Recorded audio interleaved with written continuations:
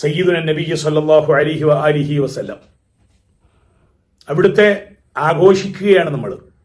പറഞ്ഞു, അനുഭവിച്ചു, ആസ്വദിച്ചു, മനക്കണ്ണുകൊണ്ട് കണ്ട്, ചരിത്ര വായനയിലൂടെ കണ്ട് തിരുനബി സല്ലല്ലാഹു അലൈഹി വസല്ലമയുടെ രൂപഭാവങ്ങളെ നാം കൊണ്ടു നടക്കുകയാണ്.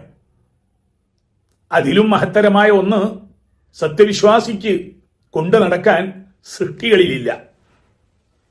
ഹബീബായ തിരുനബി സല്ലല്ലാഹു അലൈഹി വസല്ലമയെ അവിടുത്തെ അനുയായികൾ, അനുചരന്മാർ കൊണ്ടു നടന്നതുപോലെ, സ്വീകരിച്ചതുപോലെ, ആസ്വദിച്ചതുപോലെ, അനുഭവിച്ചതുപോലെ, ആചരിച്ചതുപോലെ മറ്റൊരു ജനതയും അവരവരുടെ നേതാക്കന്മാരെ കൊണ്ടു നടന്നിട്ടില്ല.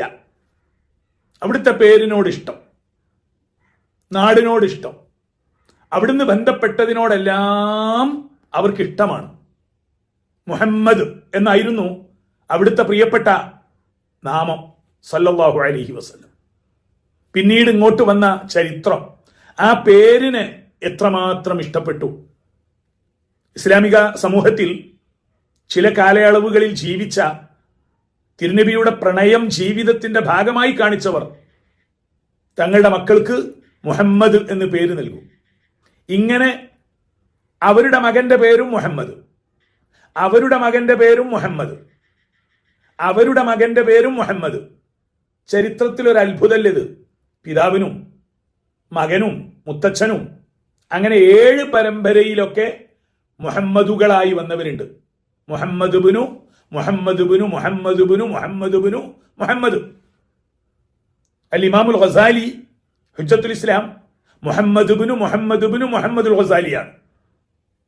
ആ പേര് പോലും ഹൃദയം കൊണ്ട് സ്വീകരിക്കുകയാണ്. അവിടുത്തെ മുഖഭാവ ലാവണ്യം എന്തൊരു സൗന്ദര്യമാണ്. അവിടത്തോട് സദൃശ്യമുള്ള ആളുകളുടെ പേരും വിവരങ്ങളും.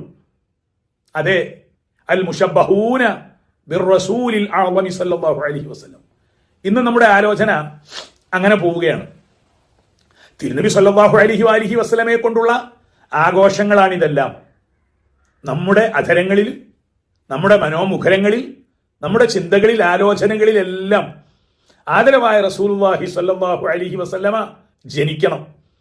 നമുക്ക് ഇഹത്തിലും പരത്തിലുമുള്ള എല്ലാ അനുഗ്രഹങ്ങളെയും പറിച്ചെടുക്കാൻ ഇതാണ് നമ്മുടെ ആയുധം.